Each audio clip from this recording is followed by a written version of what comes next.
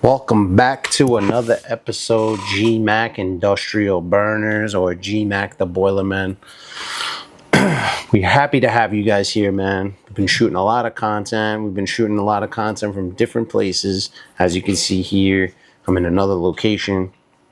I just want to come out and say, first of all, thank you for all the love and appreciation, and for following us and subscribing to this channel, man. We put a lot of work and effort into the day-to-days and, recording and all that. If it's your first time here, please do me a favor. Hit that subscribe button, smash the like button, help the algorithm. Let's push these videos up.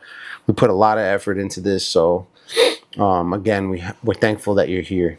On this episode, I really just wanted to get into talking about kind of a little bit about my journey and how, there was a time when I first came into this business if I really didn't know whether or not I wanted to stay in it and stay sustained in it.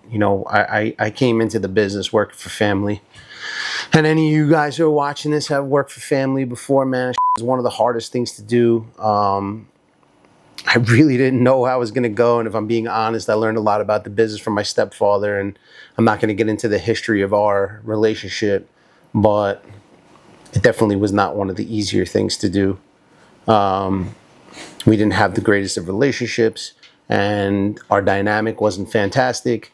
And so going into it, I was already a little bit curious how it was going to go and how we kind of live and function together in a small space.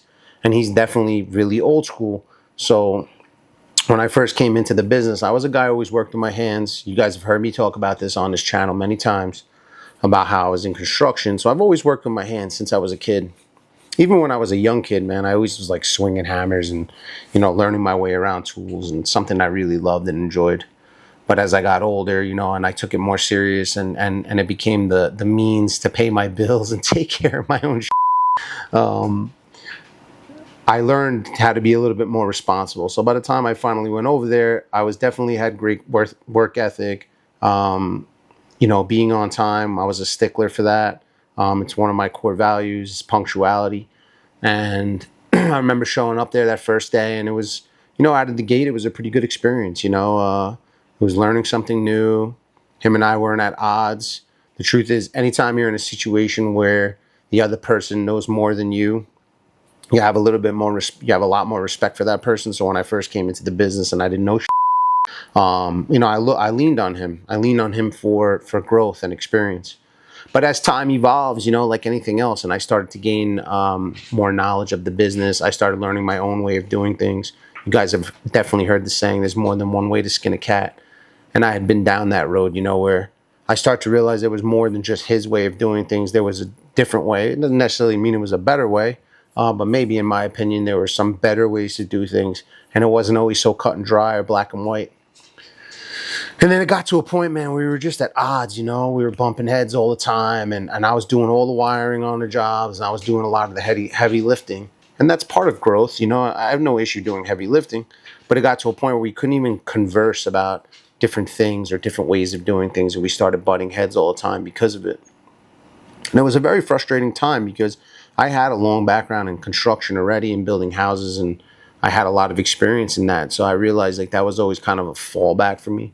But I don't really like looking at fallbacks. I really am somebody that tries to move forward, and build on my own abilities and my own knowledge base. So I do a lot of studying and whatnot.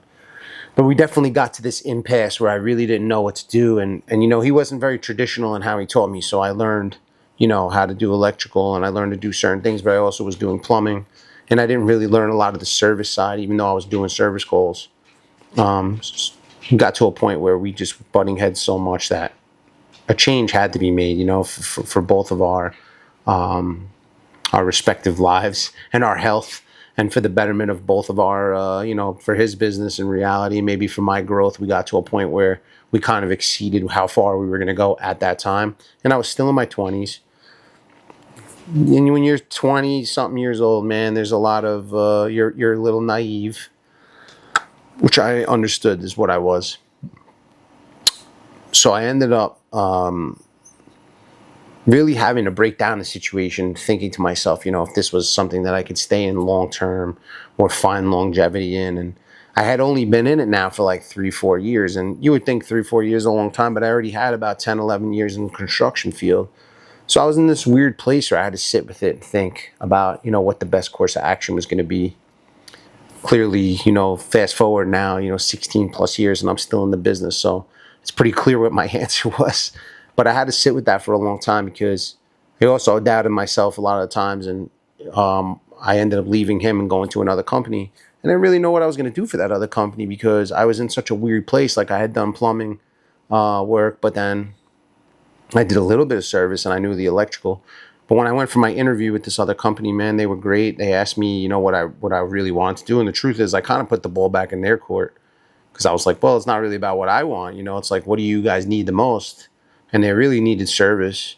And when I look back on it, it's probably the best decision I ever made because service is where it's at, in my opinion. And because of the experiences I have had, and then I had with them, and I have now, I've been able to train, the next generation of mechanics. Every guy that comes through the doors, we're having conversations and growing and taking the business to the next level. So it is just very interesting, looking back now and after almost 6 years in GMAK in this business.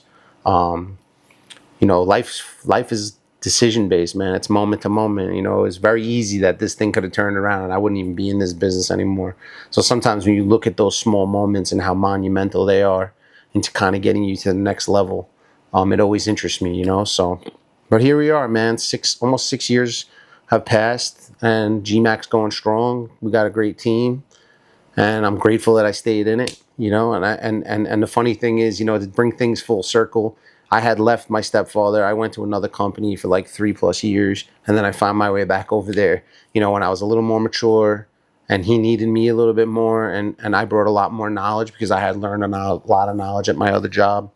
So you just never know where life's going to take you, man. But in the grand scheme of things, it worked out great. And I always look at things from a glass half full perspective. I think that it couldn't have worked out any better, and probably in a lot of ways, this is exactly how it was meant to be. So I appreciate you guys being here, man. This was a shorter episode, just a quick something that was on my mind, something I wanted to share with you.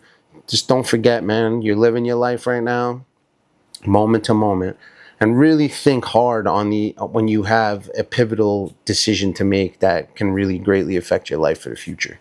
Appreciate you guys being here as usual, man. If you want to talk about it, if you got a comment for me, if you have something you want to discuss, drop it down below. Let's discuss it. There isn't a comment that's been left on our page that we haven't answered. We pride ourselves on keeping communication with other people inside the community. So we're grateful that you're here. We thank you. We hope you're crushing it. We hope you're killing it in business.